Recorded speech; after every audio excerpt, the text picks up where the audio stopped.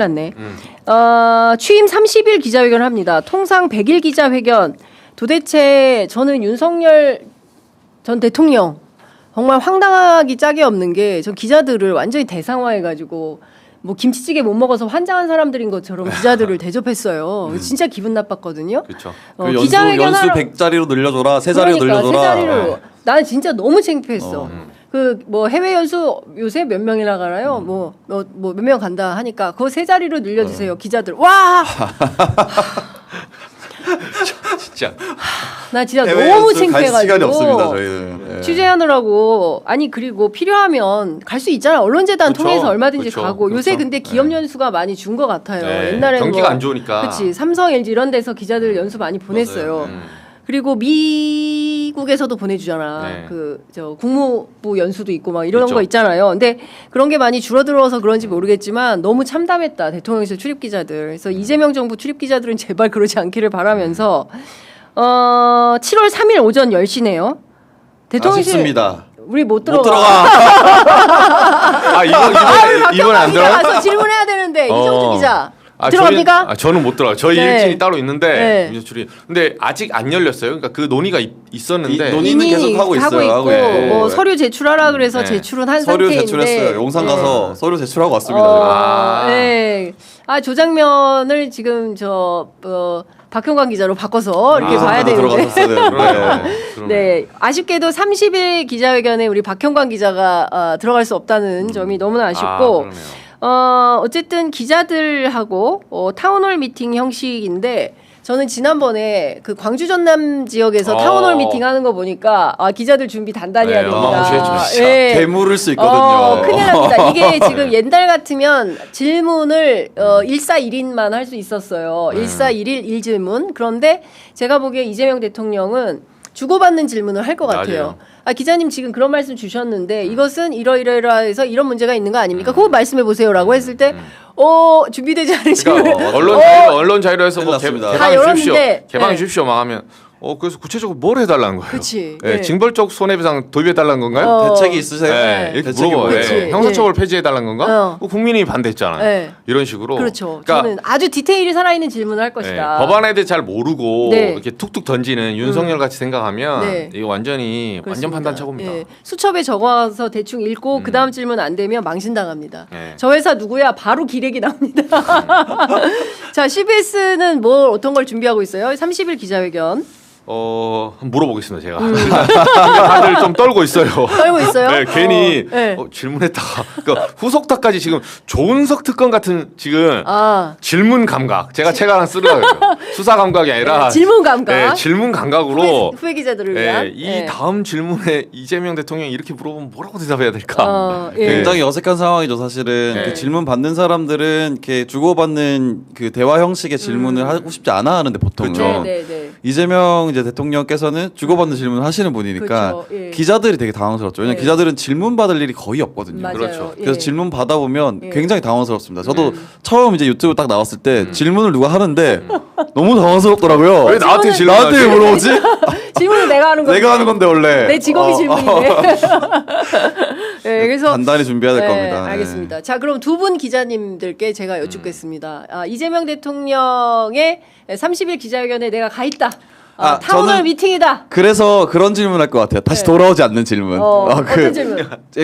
실제로 궁금하기도 한데 네. 이재명 대통령이 지금 가장 스트레스 받으시는 게 뭔지 저는 인사라고 생각은 하거든요, 사실은. 인사. 그래서 그런 좀 내심을 한번 들어보고 싶어요. 다른 질문들에 네. 대해서 수치 나오고 뭐 이런 정책적인 질문에 대해서 굉장히 답을 잘 하실 거고 준비도 많이 돼 있을 거고 네. 한데 이런 내심을 물어보는 질문에 대해서는 조금 더 진솔한 얘기를 좀 들을 수 있지 않을까라는 생각도 네. 들어서 예. 사실 질문은 좀 두리뭉실하게 하면 안 되지만 이번에는 한번 그렇게 해보고 싶다라는 생각이 들더라고요. 네. 네. 좋네요. 질문 감각 꼭 써주세요. 박형관 기자는 왜 못 가는 겁니까? 방금 전에 말씀드렸습니다. 저희 출입 신청은 했는데 아직 그 통과가 아니 되었다. 네. 심사하는데 심사 상당히 중입니다. 오래 걸리고요. 대통령실 출입 기자는 비교적 복잡합니다. 그래서 취재 기자들의 그 과거 정부기관 출입 기록도 필요해요. 이해관계가 네. 또 달려 있고. 그렇죠. 네. 어느 기관에 얼마나 출입했었는지에 대한 그 기록이 명징하게 포함이 되어야 맞아요. 하고요. 국정원 신원조회도 하니까. 그렇죠. 어차피. 신원조회도 자격은 합니다. 됩니다. 네. 국회 2년 이상 충분합니다. 예. 그래서 하여튼 다종다기한 그 경력을 검토해요. 그러니까 기자 개인, 그러니까 언론사도 중요하지만 그 기자 개인의 그렇죠. 그 어느 정도의 경력이 되지 않으면 대통령실 출입하기가 쉽지 맞습니다. 않다. 근데 네. 이건 아마 전 세계 어느 나라나 비슷한 처지 아닌가 싶고요. 그 한 가지 저는 이제 당부드리고 싶은 것은 20년 전만큼만 돌아가자. 노무현 정부 때 그 브리핑룸 형태로 개방형 브리핑룸을 실시했는데 노무현 정부만 하고 20년째 멈추고 있어요. 예. 그리고 기자단 폐해는 더 심각해지고 있고 기자들이 기자를 심사하는 황당한 문화가 맞아요. 바로 기자단 문화입니다. 맞아요. 제일 심각한 데가 법조, 국방부. 국방부. 거기 3심까지 하죠. 법조는. 그렇죠. 예, 네. 국방부, 경찰 이게 되게 심각해요. 그러니까 권력이 셀수록 기자단에 들어가는 것도 매우 높다. 그래서 이거를 저는 기자단 해체가 맞다. 그리고 자유로운 취재 활동을 보장하고 그리고 출입처에서 관련된 규정을 정하고 문제가 있으면 문책하거나 징계해서 뭐 취재를 할 수 없도록 하는 방침이 맞지. 이거를 대통령 뭐 같은 보안이 필요한 그렇습니다. 곳이나 그런 데는 예. 조금 제한을 할 수 있더라도. 맞습니다. 예. 예. 그렇지 않은데 이거를 막 자기들끼리 벽을 쌓아가지고 뭐 인터넷이 언론이냐 유튜브가 언론이냐 이거 심사하고 있으면 논쟁해야 돼요. 시간이 너무 아깝다. 취재할 시간도 없다. 이런 말씀을 좀 네, 그리고 드리겠습니다. 아무도 그 권한을 준 적이 없어요. 맞아요. 그분들한테. 아니 기자들이 뭔데 기자를 심사합니까? 예. 앉혀놓고 막 물어봐요. 아니 저는 20년 전에 제가 그렇게 당했습니다. 여기 나와서 저도 그때 그 이제 장윤수 선배 나왔을 때 네. 똑같이 반성했지만 우리 그 언론 역사에 굉장히 치욕적이었던 게 2023년 11월이거든요. 왜냐하면 그때 디올백 보도 나왔잖아요. 맞아요. 서울의 소리라고. 아무도 안 그러니까. 받았죠. 네, 그냥 예. 유튜버 하나 나왔다고 했는데 장윤수 선배는 이제 MBC조차 그걸 소화를 못하니까 이제 퇴사를 한 거죠. 한 거죠. 근데 엄청나게 용기 있는 기자예요. 예. 예. 근데 만약에 사람들이 기자단이 지금 저희도 레거시 미디어지만 저는 스스로 그런 성찰을 해야 된다고 생각을 하는 거예요. 누가 그 사건을 보고 누가 그 다시 돌아가도 그 누가 떳떳할 수 있습니까? 그때 왜 나서지 못했어요, 그러면? 뭐 저간의 사정 많겠죠. 근데 어찌됐든 다음번에도 뭐 이재명 정권이 아니라 누가 되든 간에 윤석열 같은 분 또 나와가지고 또 영부인이 떡하니 디올백 받고 이런 영상 나오잖아요. 그 영상이 조작이라면 처음부터 대통령실에서 조작이라는 해명이 나왔어야 되는 거예요. 근데 아무런 해명이 없었어요. 근데 조작이 아니고 간 팩트인데 그거를 떡하니 지금 백주대낮에 명품을 받는 명부인을 보면서도 영상을 보고도 언론들이 아무 말을 하지 않아요.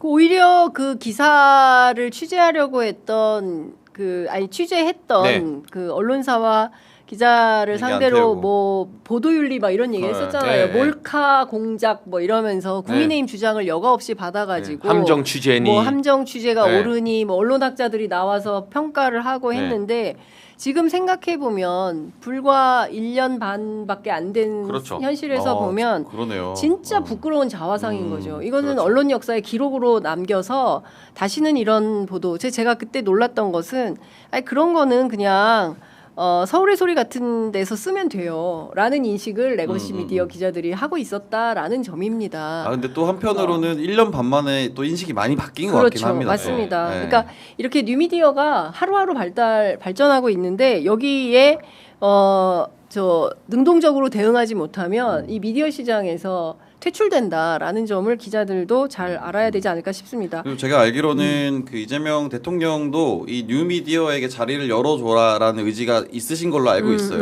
그래서 실무진들도 그에 발맞춰서 하고 있는데 네. 그게 이제 그래도 또 이것도 사실상 어떻게 보면 개혁인데 언론 개혁 중에 하나인데 그 개혁을 할 때 너무 급하게 하면 또 반발도 있고 많은 부작용도 있기 때문에 실무진에서는 또 그걸 잘 조율하는 과정에 있는 것 같아요. 예, 그래서 그게 좀 잘 조율되면 저희도 들어갈 수 있지 않을까. 예. 네. 들어오셔야죠. 그렇습니다. 예.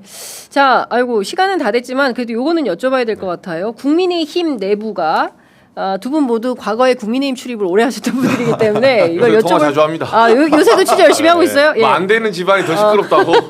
김용태 위원장이 퇴임하면서 점수 몇 점이냐? 빵점. 이렇게 했어요.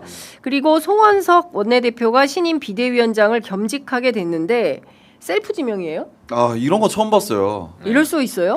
그 권성동 원내대표 하실 때도 비대위원장 황우여 비대위원장 사실상 제가 뭐 죄송하지만 사실상 바지 사장을 데리고 온 건데 네.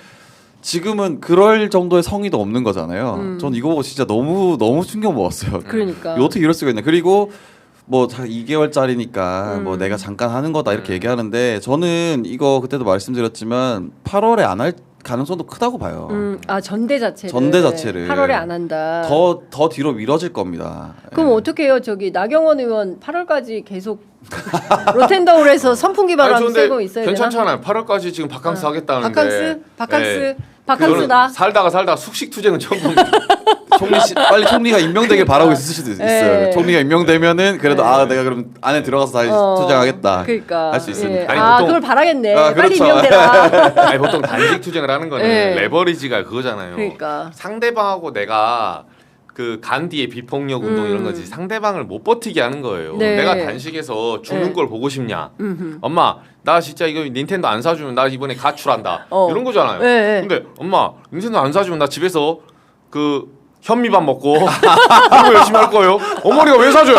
그렇지. 왜 사줘? 그래 안 사줄게. 그게 뭐 무슨 그게 기사? 레버리지 조건이 안 되잖아요. 네. 나 이렇게 진짜 회사에서 저 사장님 저 이렇게 월급 지금처럼 적게 안 주면 저 진짜 일 안 합니다. 꼭 월급 적게 주세요. 사장님 그래 적게 줄게. 이렇게 하죠. 그러니까 이게 안에서 숙식 투쟁하는 거는 도대체 뭘 원하는 거예요? 세금 낭비예요, 세금 낭비. 그러니까. 그거 하려면은 어쨌든 방어과에서도 붙어 있어야 되고 뭐 에어컨도 계속 틀어줘야 되고 힘듭니다. 그리고 어제 재밌었던 그 장면이 김민석 후보자가 찾아갔잖아요. 네, 맞아요. 그래서 식사는 근데 제가 언제 단식 투쟁한다고 했어요? 그 장면이 사실은 김민석 후보자가 의도는 아니었겠지만 사실상 맥인 장면이었죠. 어떻게 보면. 아니 김밥도 무슨 그게 유명한 웰빙 김밥, 비싼 김밥이라면서요. 6,500원짜리라고 하더라고요. 6,500원이야? 네. 와. 그 음료수 하면 1,500원. 이재명 대통령이 시킨 김밥은 김밥 천국이야. 그죠? 좀 싸죠. 싼 건가? 네. 아 그렇군요. 스타벅스 커피. 네. 나경원 자체가 그러니까 본인이 이런 식으로 좀 구도한 게 자기는 이 생각 못 하고 지금 당권 투쟁 들어간 거예요. 장사 한번 해보려고.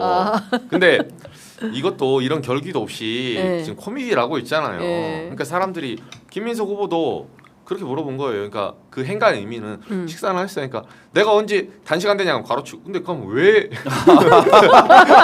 여기 왜 있어? 왜 여기 있어? 단시간 되냐? 근데 왜? 왜? 네, 그럼 단식도 안 할 건데 왜 있어? 그러니까. 네. 아니 근데 사진 자체가 너무 그 약간 화보처럼. 연출 화보처럼. 그렇죠. 김건희 시즌 2도 아니고 그 저렇게 좀 아무런 결기가 없어 보이잖아요. 아니 저걸 누가 투쟁이라고 생각합니까? 그러니까 싸울 투자를 누가 저기다 써요. 저건 쉬는 거잖아요.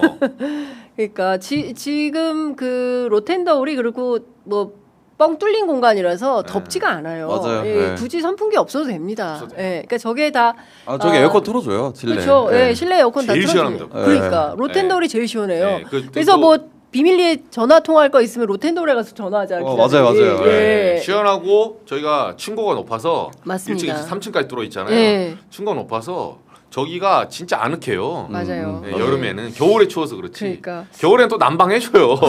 아니서 참 그 저런다고 당 대표 될까? 라는 생각이 드는데 그마저도 8월에 안 할 수도 있다. 하고 싶을까 싶기도 한데 네. 물론 하고 싶어 하시는 것 같아요. 근데 저는 뭐 지금 당 대표 후보자 중에 뭐 한동훈, 나경원, 안철수 막 이렇게 얘기가 나오는데 저는 장동혁 의원을 좀 주목하고 있어요. 오, 장동혁 의원. 장동혁 의원이 지난 전대에도 원래 좀 나오고 싶어 했거든요. 실제로 준비도 조금 하셨던 것 그럴 수 같고. 있죠. 네. 근데 이번에 나오면 약간 그래도 장동혁 의원이 당 내에서 신망이 좀 두터우신 분. 네, 그래도 조금 인기가 있으신 분. 네. 그래서 조금 변수가 될 수도 있겠다라는 생각을 합니다. 그렇군요. 네. 그러면 나경원, 장동혁 둘이 붙습니까? 안철수, 한동훈도 안철수, 나오시겠죠. 한동훈. 안철수, 한동훈, 나경원. 한동훈 나오기로 했대요, 드디어? 저는 나온다고 봐요. 나오고 싶어 하는 걸로 알고 있어요. 싶어한다. 아니 뭐 돌돌이 하고 이런 게 안 나오고 싶은 계속 사람은 그렇게 할 수 없잖아. 네. 돌돌이 한동훈, 네. 아니, 라방 한동훈. 돌돌이를 왜 굳이 유튜브에서 합니까? 그냥 혼자 하면 그렇지. 되지. 예. 아니면 좀 각도를 높여서 위로. 네. 근데 네. 한동훈 전 대표 쪽은 이제 제가 보니까 측근들이 엄프를 하거든요. 아까 우리 조은석 특검의 수사감각의 시각에서 보면 네. 저한테 기사를 흘려줘요. 오. 이제 안 나가. 안 돼요 돼요, 하는 돼요? 거죠. 예.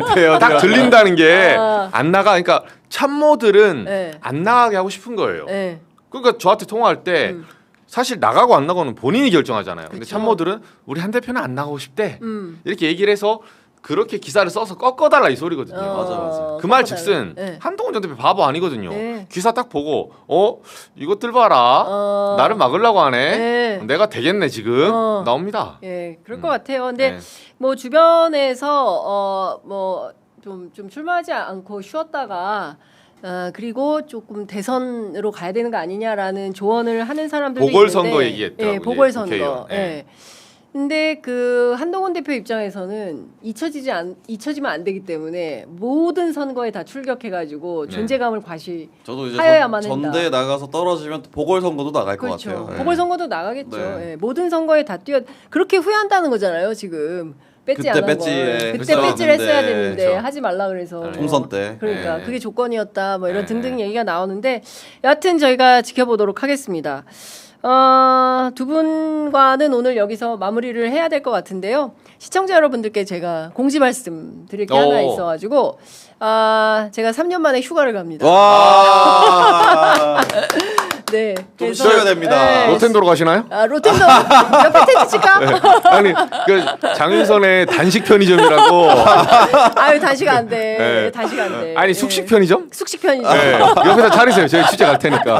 네. 네, 그래서 제가 사흘간 와. 취재 편의점을 비우면 다른 저보다 훌륭한 분들이 앵커로 오셔서요. 사흘 동안 취재 편의점 지켜주실 거라고 믿고 저는 잠시 쉬었다가 다음 주에 돌아오도록 하겠습니다. 네. 두 분과는 다음 주에 다음 뵙도록 주에 하겠습니다. 뵙겠습니다. 네. 누가 앵커로 나오실지 궁금하시죠?